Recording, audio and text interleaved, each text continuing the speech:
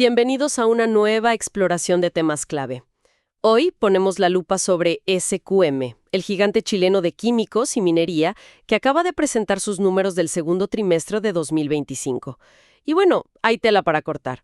Áreas muy fuertes, pero un resultado general que no alcanzó las expectativas del mercado, principalmente por el lado del litio, ese metal tan crucial hoy en día. Exactamente. Y es que SQM es un actor fundamental no solo en litio para baterías, sino también en yodo vital para contrastes médicos y pantallas y en nutrientes especializados para la agricultura.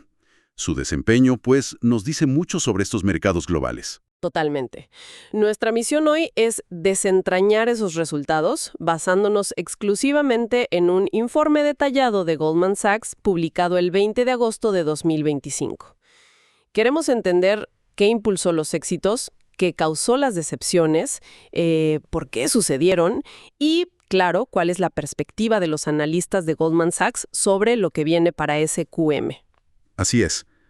La idea es ir segmento por segmento para construir una imagen completa. Comencemos por la visión general, el resultado consolidado de la compañía. ¿Te parece? Perfecto. Vamos directo al grano.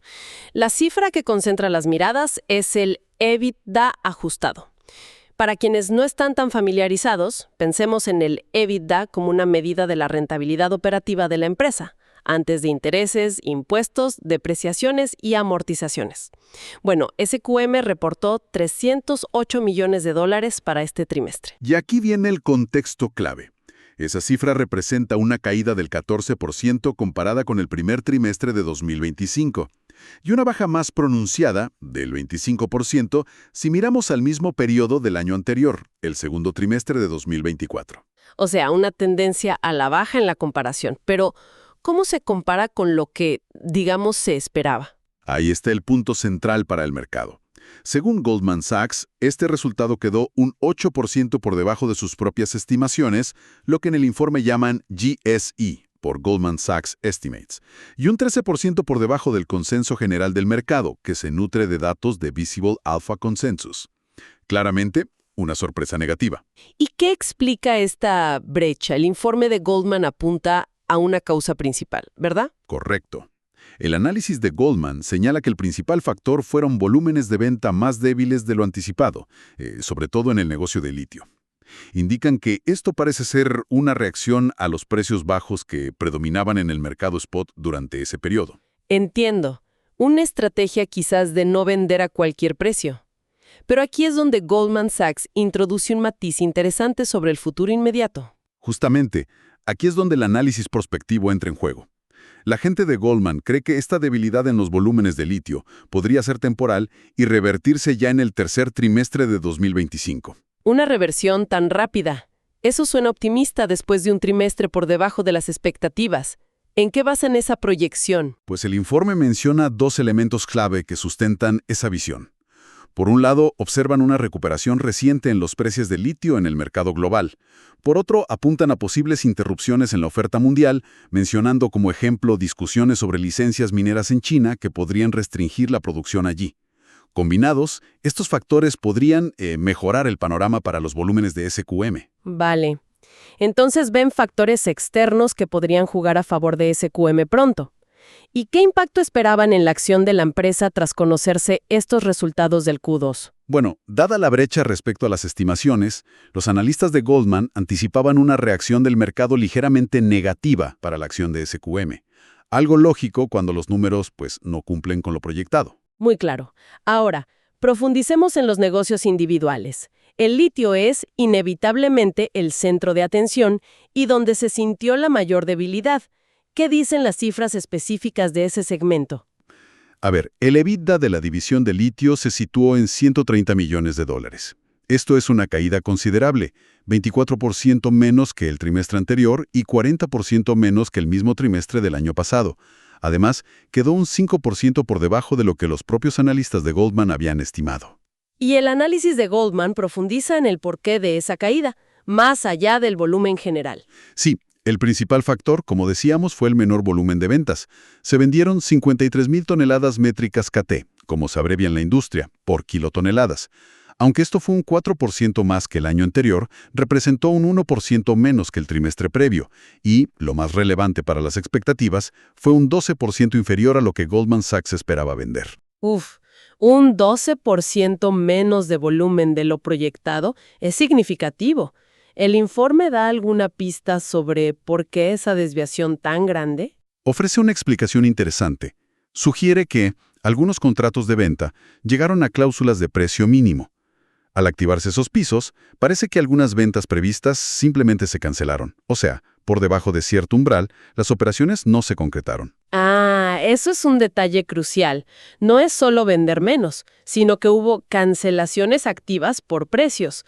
Pero, paradójicamente, en cuanto al precio promedio que sí lograron por las toneladas vendidas, el informe dice que fue mejor de lo esperado. Exacto, y es una de las complejidades de este negocio. El precio realizado por SQM fue de $8,384 por tonelada. Sorprendentemente, esto fue un 6% más alto de lo que Goldman Sachs había modelado. El informe especula que esto podría deberse a la mezcla específica de contratos vigentes durante el trimestre, quizás con precios fijados anteriormente o con fórmulas distintas. Interesante. Entonces, vendieron bastante menos de lo esperado, pero a un precio unitario algo mejor de lo previsto. ¿Eso no debería compensar un poco? Debería. Pero aquí entra la otra cara de la moneda, los costos. El informe señala que el costo directo de producción, el llamado cash cost, fue de $6,085 por tonelada.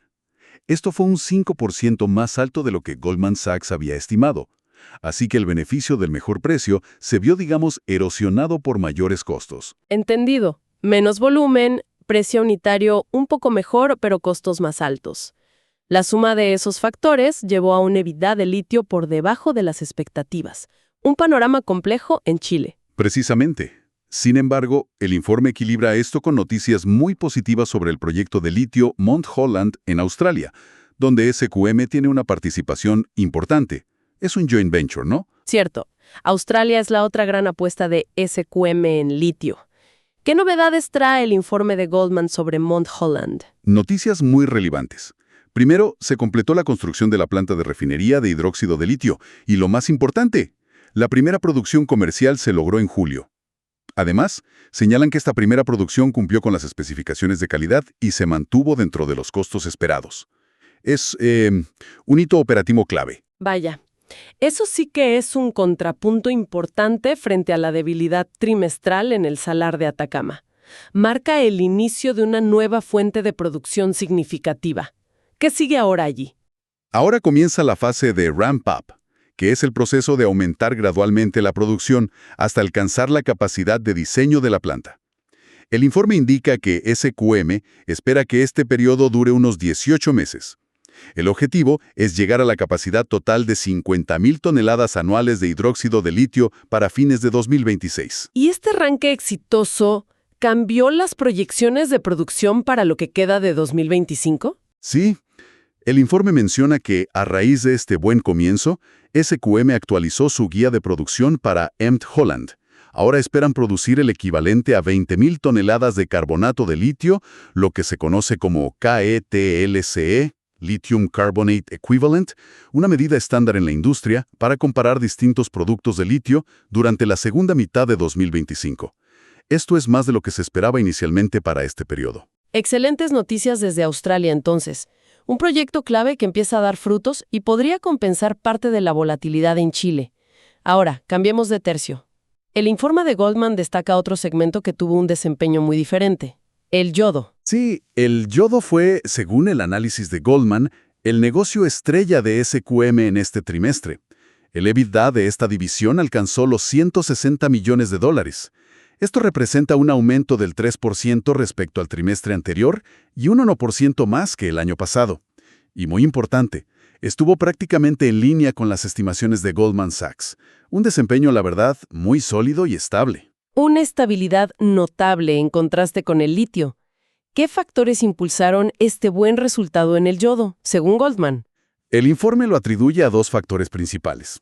Primero, una demanda que se mantiene fuerte y resiliente a nivel global. Segundo, y muy destacable, precios que alcanzaron niveles récord. El precio realizado fue de, $71,395 por tonelada, un 9% más alto que el año anterior. Precios récord. ¿Y por qué se mantienen tan altos? Aquí hay un punto clave que resalta el análisis de Goldman. A pesar de estos precios tan atractivos, la oferta global de yodo no ha aumentado de manera significativa. Esta falta de nueva oferta relevante ayuda a sostener los precios en niveles elevados. Es una dinámica de mercado muy favorable para productores establecidos como SQM. Una posición envidiable en ese mercado. ¿Y cómo estuvieron los volúmenes y costos en yodo? Los volúmenes de venta fueron de 4,000 toneladas, KT, en línea con lo esperado por Goldman, y un 6% más que el trimestre anterior.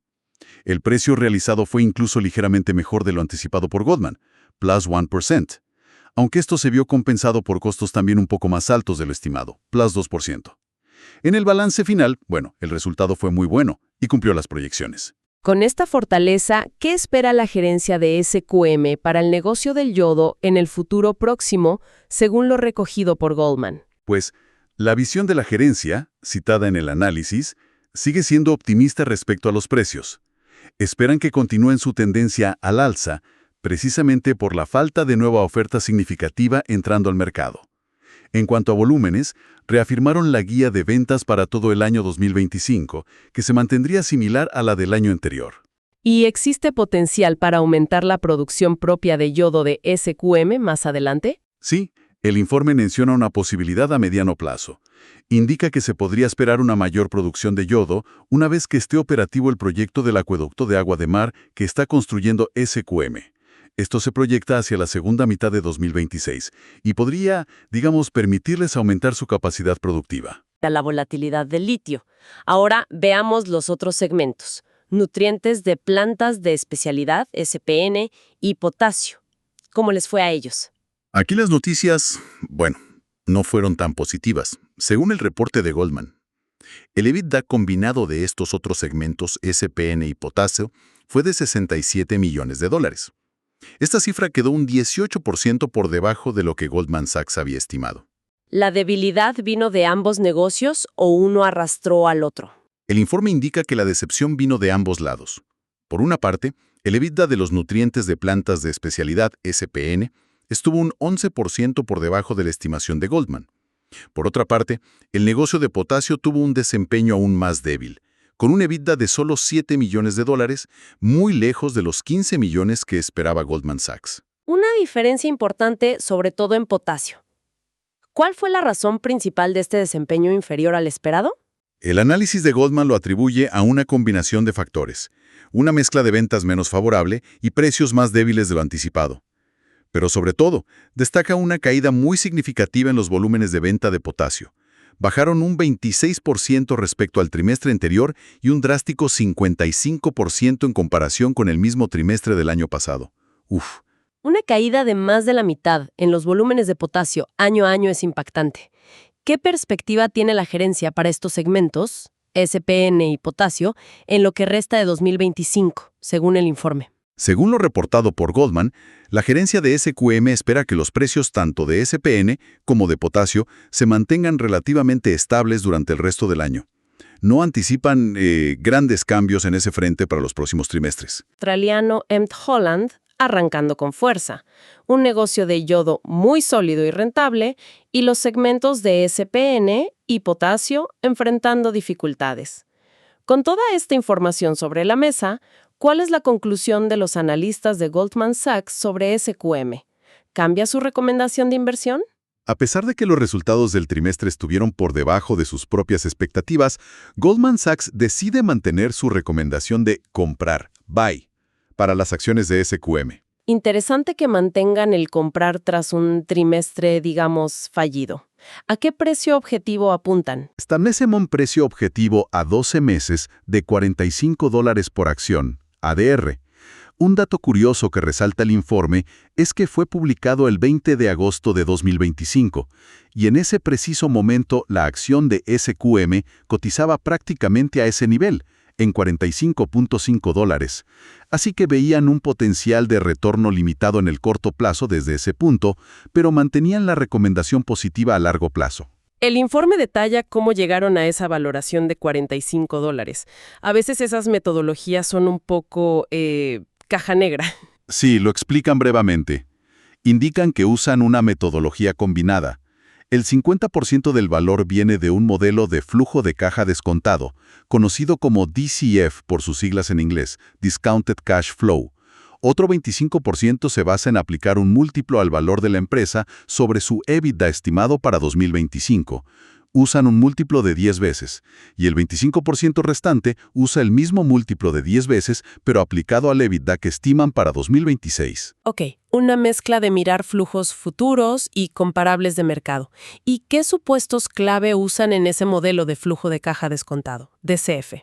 Suelen ser muy sensibles a esos supuestos. Los principales supuestos que menciona el informe de Goldman son un beta de 1.1 que básicamente mide qué tan volátil esperan que sea la acción de SQM en relación al mercado general, un costo promedio ponderado de capital o WACC del 9.2% que representa el costo de financiar la compañía, y, quizás el más llamativo, una tasa de crecimiento a largo plazo, o sea, a perpetuidad, del 4%. Un 4% de crecimiento a perpetuidad suena bastante optimista, ¿no? ¿Cómo lo justifican desde Goldman Sachs, considerando la ciclicidad de los commodities? Es una buena pregunta. El informe justifica esa tasa de crecimiento del 4.0% que está por encima de la inflación esperada a largo plazo en Chile, argumentando la fuerte exposición de SQM al mercado del litio. Se basan en la expectativa de una demanda estructuralmente alta para el litio en las próximas décadas debido a la transición energética y la electromovilidad. Ven al litio, pues, como un motor de crecimiento a largo plazo para la compañía. Entiendo la lógica, apuestan al crecimiento secular del litio, pero toda inversión tiene sus bemoles. ¿Cuáles son los principales riesgos a la baja que identifican los propios analistas de Goldman para esta tesis de inversión en SQM? El informe es claro al señalar 3 riesgos clave que podrían, descarrilar su visión positiva.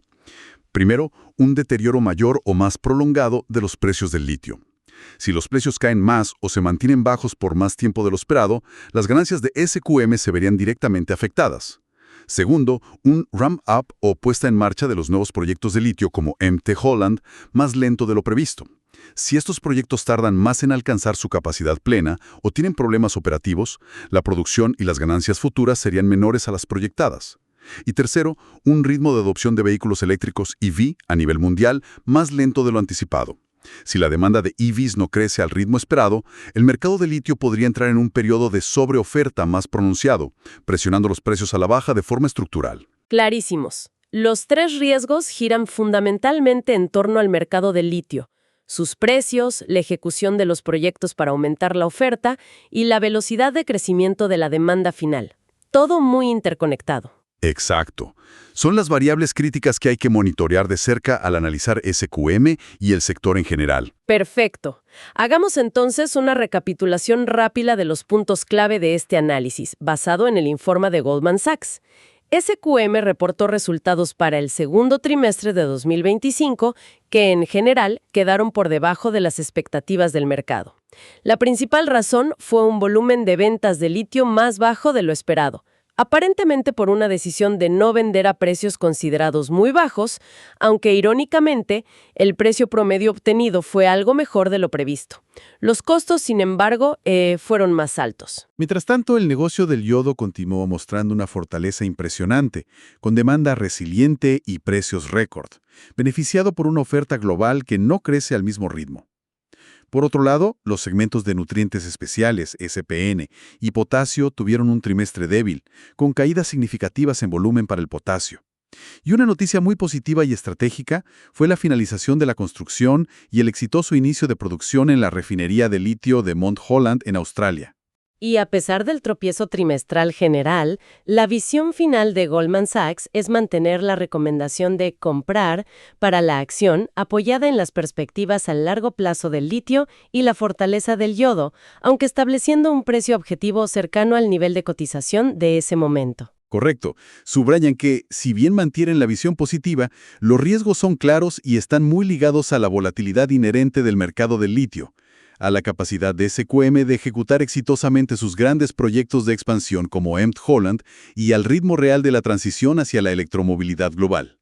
La fortaleza y estabilidad del negocio del yodo, eso sí, actúa como un contrapeso importante y un elemento de diversificación dentro de la compañía.